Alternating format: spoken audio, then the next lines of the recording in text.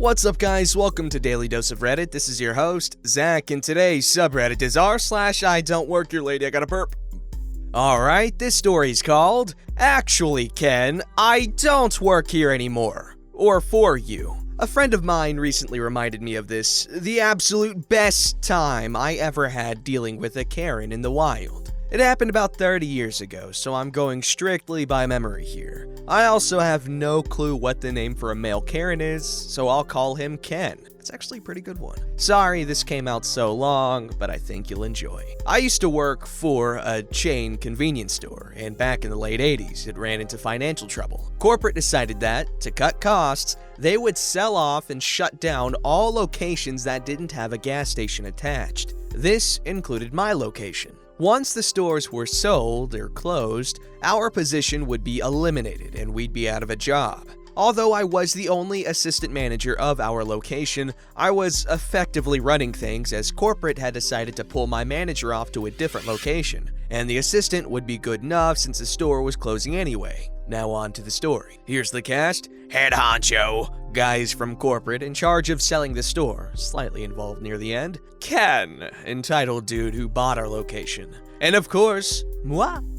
Once chain announced that they were closing the stores, it was no secret that we would be shutting down. Of course, us employees were still expected to give good customer service. That was usually no problem as we were in a good area and had pretty decent customers. They liked us, we liked them, but at the same time, we had no flips to give for the occasional Karens. It was nice being able to shut them down. What were they gonna do? Fire us? Good times. I wish I could remember specific instances, but 30 years, they all kinda run together now. The most entitled of all, though, was Ken.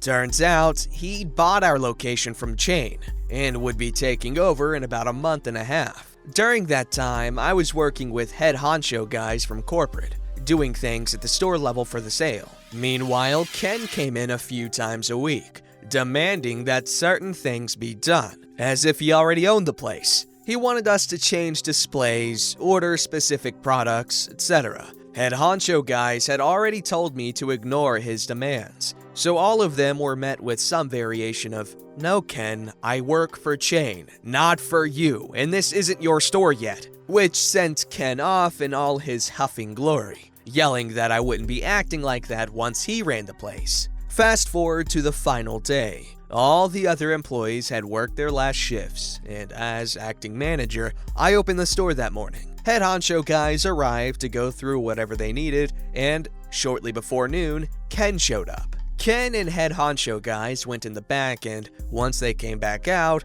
we closed the store in order to finalize everything. Head honcho guys and I cashed out the register for the last time, and, most importantly, I turned over my key to the store. Once that was done, something close to the following happened. "Okay, Ken, we're done. It's all yours now." They start packing up to leave. Just making sure, chain no longer owns this location. Ken is in charge now, yes? Head honcho confirms, so I step out from behind the counter. Of course, Ken starts yelling, I think that was his default mode.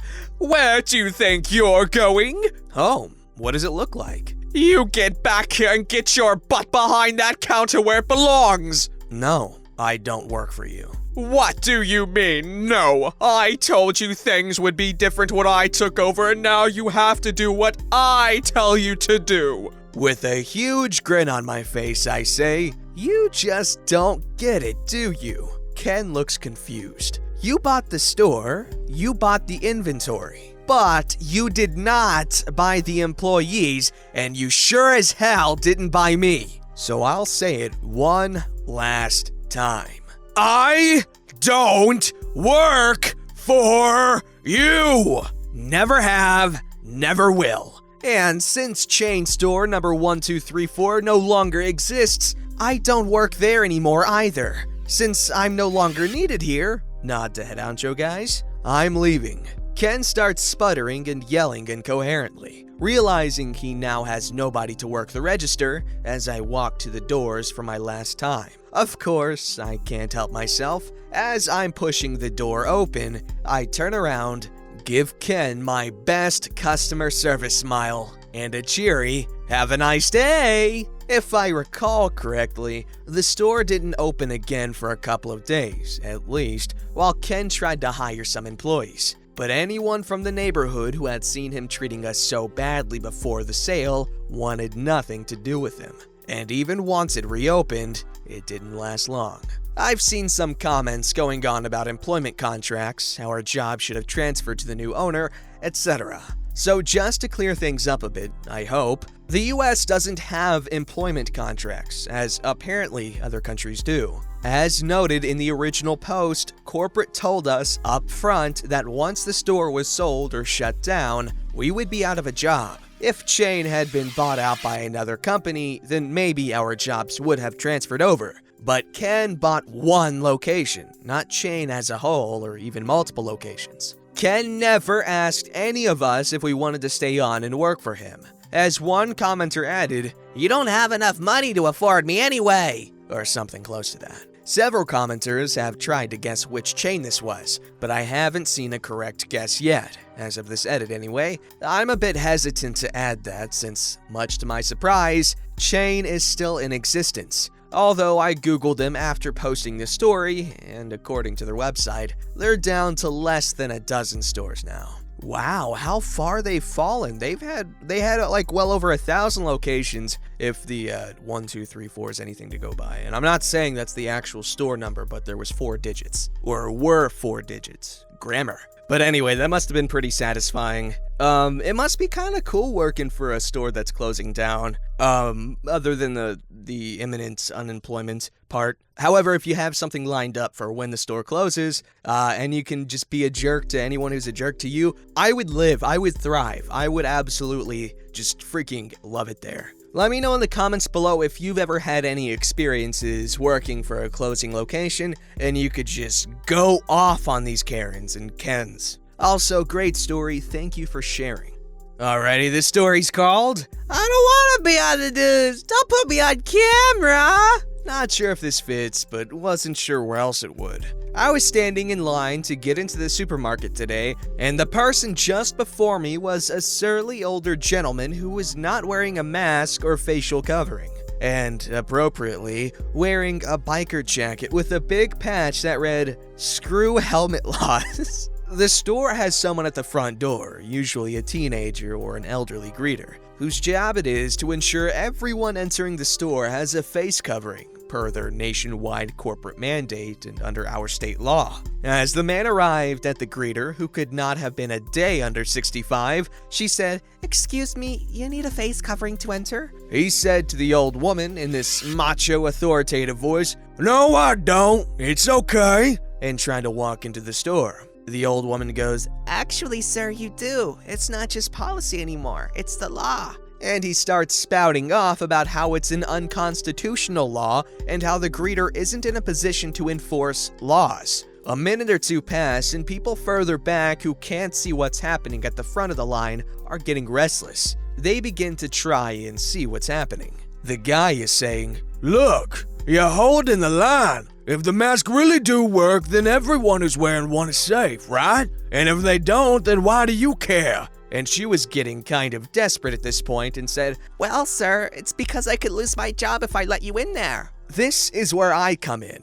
I hadn't spoken up before because this was a big guy and I'm just a student who's no good in confrontation. I figured adding myself to the mix would only make the situation work. So I took out my phone and started recording. I figure he would be less likely to do something violent to the greeter or escalate further if he knew he was on camera. Here's what I had forgotten.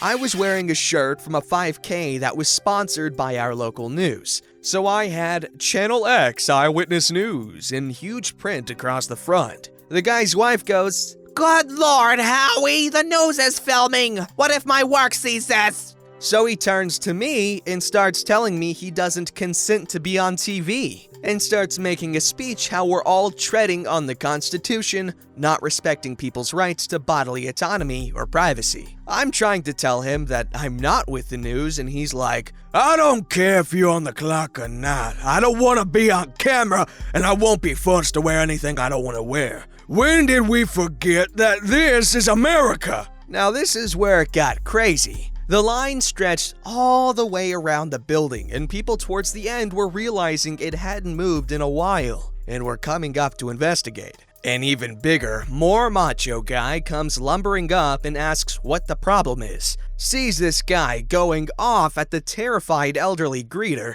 me shaking and holding my phone, and is like, Sir, what's the problem right now? People are trying to shop. The maskless guy tells him, and I quote, Get away from me. This here isn't your business. The more macho guy proceeds to whip out a badge and identify himself as an off-duty police officer, and that the law is, in fact, his business. First, he tries to have the cop arrest me for putting him on the news without his consent, but I just played dumb at that point. My adrenaline was through the roof, and if I had been able to retain my presence of mind, I would have left by that point and shopped somewhere else. The biker guy is now saying to the cop, This isn't what you went into the academy dreaming about, man, is it? You're not stopping bad guys. You're forcing regular people to go against their beliefs. Cop said, No one is forcing you to do anything, sir. You are free to make your own choices. You can put on a mask, or you can go home. Decide which you would like to do,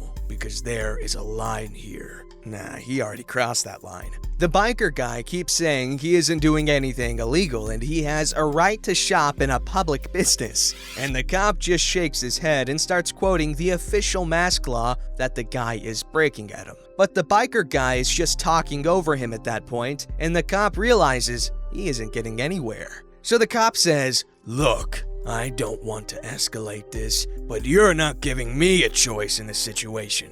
If you won't leave of your own volition, you're trespassing.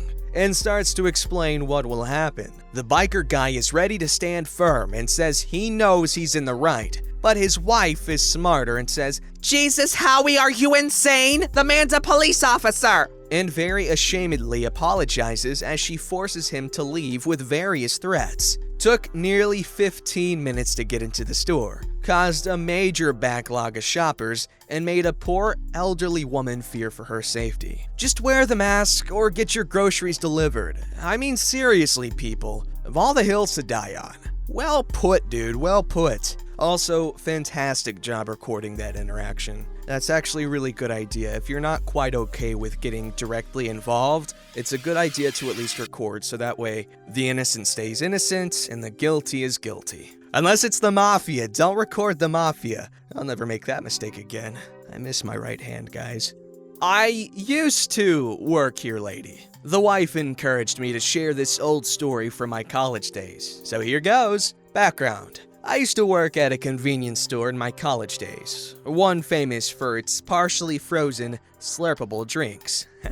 We were located just off a major highway in South Florida, so we got a ton of traffic day in and day out, with plenty of regulars each day. I worked there for a few months until a string of robberies started happening at various convenience stores in my area. To paraphrase Will Smith, one convenience store got hit too close to mine, and my mom got scared and said, You're quitting that job and finding a different one. Much as I loved that job and hated quitting, my mom was right, and the store did wind up getting robbed about a week after I left. Nobody was hurt though. I left on good terms with my boss and coworkers though. Found a job at a local grocery store shortly after that. The story. After class one day, I decided to pop into my old store for a drink and some snacks. Bear in mind, I was wearing a red and black polo that looked distinctly different from the store's uniform, but used the same basic color palette. I was rather chatty with the clerk while I did my shopping. I set my snacks on the counter, then walked over to the drink dispenser, grabbed a cup, and before I could turn the nozzle to start pouring that half-frozen delight,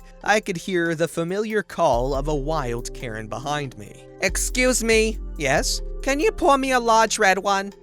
I guess? I poured her one and started pouring one for myself. And I need some taquitos and some scratches too. Cool. Sounds like a fun afternoon for you. Karen walks off to go grab something, and I head up front to wait for my cashier buddy, Jeffrey, to finish ringing up a customer so I can also check out. A few seconds later, Karen steps up and stares at me for a minute. I felt her eyes on me and asked her politely, Yes, ma'am? I thought I told you I wanted taquitos. Yeah, and scratchers. And? Aren't you gonna get them for me? No, I can't. What do you mean you can't? I'm not allowed back there to handle the food or the lotto. You'll have to wait for him. I pointed friend to check us out first. Excuse me? I'm a paying customer and I'm in a hurry. You work here, so I take priority over you. Huh? I don't work here. I'm also a customer and I got in line before you. Don't lie. I know you work here. I've seen you stocking shelves.